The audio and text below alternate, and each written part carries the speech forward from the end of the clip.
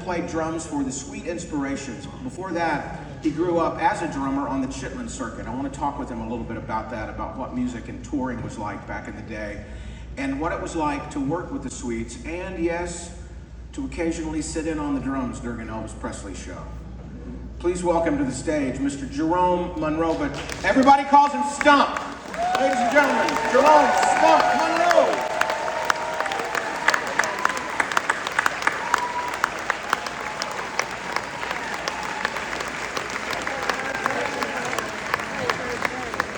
He even brought his sticks. Right there, sir. I got one here for you. You got it. There he is. Stump Monroe. How you doing out there? Great to have you here, and I know that you've gotten in and you've already met a lot of these people. You can't go in. I saw you in the hotel trying to just walk, and you had a lot of people wanting to talk to you. Well, I'm glad to be here. You know, for Elvis. Yeah. It's great to have you here, and I was talking about when you started in music, before you got with the Sweets, before Elvis, you were on what's called the Chitlin Circuit, playing music. Yeah. Tell us about that. That's like playing the Apollo Theater, the Regal Theater in Chicago, Tivoli Theater in Chicago, you know, doing all the circuits like that. And playing with groups like the Flamingos and Del Vikings, Betty Wright. You know, it just was a whole lot of fun. But one thing about the Apollo, if you go up there and play and you didn't sound right, they'll throw eggs at you. No, I'm serious. They throw eggs at you and tomatoes. Don't get any ideas. You got to be good to make it there. Oh yeah, I mean that was a challenge right there. You go up there and you play and you do the job right. The people appreciate it. If they didn't, they throw eggs at you and boo you off the stage. So you hook up at some point in the 60s with the Sweet Inspirations. How did you get that gig with the Sweets? Well, I was playing with Martha Reeves and the Vandellas. Oh yeah. And yeah. Thank you. And the Sweets needed a drummer, and the guitar player was from Washington, D.C., and I used to stand up and play drums behind my back and everything and do the split. So what, I mean, it was very hard to do, but I did it. But I played with him, and what he did, he came up to me and said, Stump, I need a drummer for the Sweet Inspirations. And I told him, I said, well, okay, I'll take the job. So I got the job with the Sweets, stayed with them for about 12 years. And then we got the job with Elvis. That's right. The Sweets, the Sweet Inspirations and their band, but originally the offer wasn't to the Sweet Inspirations and their band, it was just to the Sweets. Well, the whole thing was Elvis hired the Sweets for the Sweet Inspiration to back him up. Mm-hmm. He didn't hire the band. So the Sweets had to pay for the band our salary, rooms, and transportation and everything. And then after we stayed with him for a while, for some reason, Elvis started paying for the band. Yeah. I played behind Elvis. He said, well, this man is good. I want to keep him. Yeah. Because you guys used to open all the shows. You would play behind all the people that opened the shows for Elvis. J.D. Sumner, Stamp Quartet, Imperials. Yep. Everybody that I played behind everybody up there, and then I had a chance to play. Elvis needed a drummer because Ronnie took something happened. His wife had a baby or something, and I had to sit in for Ronnie with no rehearsal. And let me tell you, when you do that behind Elvis Presley, it's like, I mean, I was so scared. My leg was shaking.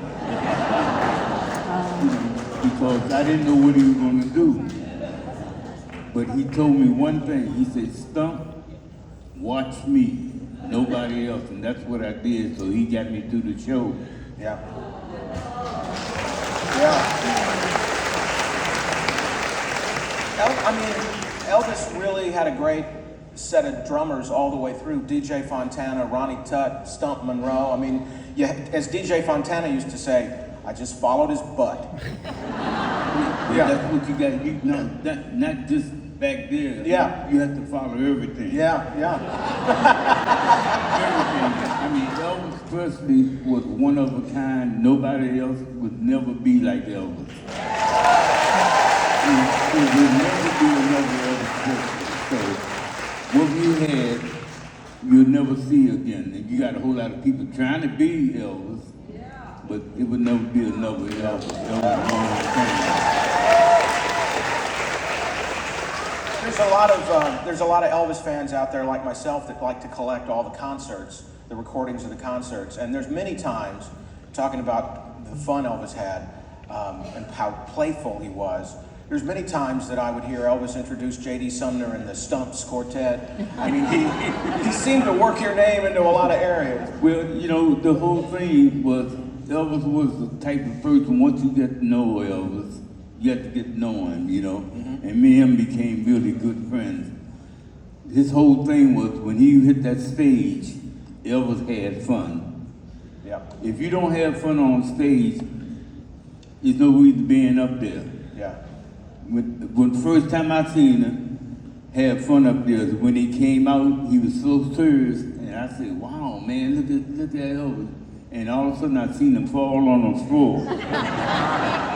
I said, "What's wrong with Elvis?" And he crossed his leg and started singing, and the people went crazy. You know, you don't see nobody. There's nobody else can do that with Elvis Presley. Believe me when I'm telling you, okay? So you got to know Elvis as a person, and I heard this story about one time you were invited to a big after party in his suite. He invited you to that party. He used to have these parties up at the International, or even the Hilton. Mm-hmm. Well, what he did, he had a party. And I didn't go. I was running after women, at the honest. You know, ain't no reason lying about it. I'm telling the truth. So the whole thing was, he seen me the next day. He said, "Stump, why you didn't come upstairs?" I said, "Well, EP, I never called him Balls because he wasn't my boss. He was my friend. See? So I call him EP or Elvis. That's what he wanted us to call him when you become his friend." And he said, "Why you didn't come upstairs?" And I told him why. He said, "Well, I would like for you to come up to the next party." And the reason he did that is because he wanted me to come up and get my TCB. See, he wanted to put the TCB around my neck. And I didn't know it. But that's a true story. As much as I know Elvis loved the Sweets, he had these groups on stage. He had this group of people around him that loved him. But there's an issue that comes up every now and then about Elvis, of people that do their research online and they look at sources that kind of back up what their preconceived notion is. So they find sources to back that up. Most of the time, those sources in any subject they do is not real. There's always been things saying that Elvis stole the black man's music. Now, I've heard stories of people like Fats Domino and Little Richard and all those people saying, James Brown, they loved Elvis. Yeah. You can speak to this. It's true, but I see Red Fox there used to come there all the time, see Elvis. Wayne Newton. Mm-hmm. I seen I can't think his name now.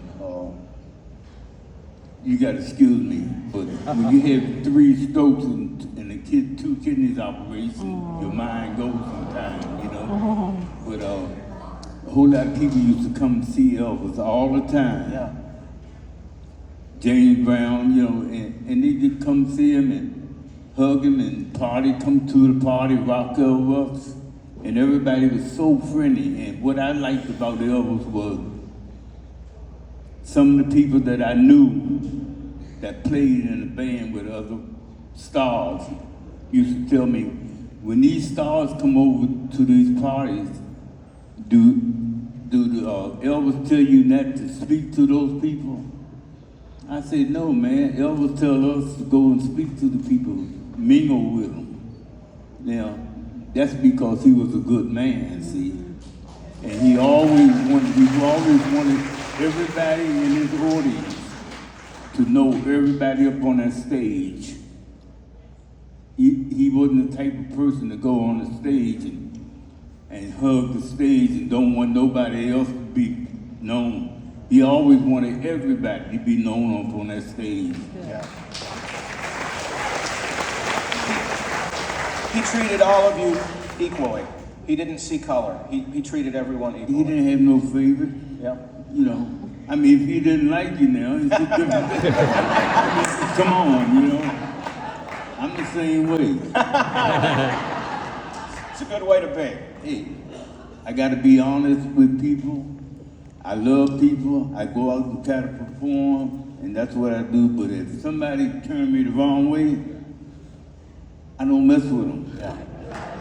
There you go. Well, I'm so happy to have you here. You live in Las Vegas now. Yeah, I've been out there for 30-some years. Wow. Well, we're glad you made your way out to Graceland, and we are so happy to have you here. Somebody that knew the man. I'm glad you're here. Yeah. And you're going to be signing autographs later on. He'll be signing autographs following our conversation today. So let's hear it one more time for a gentleman who was on the sticks.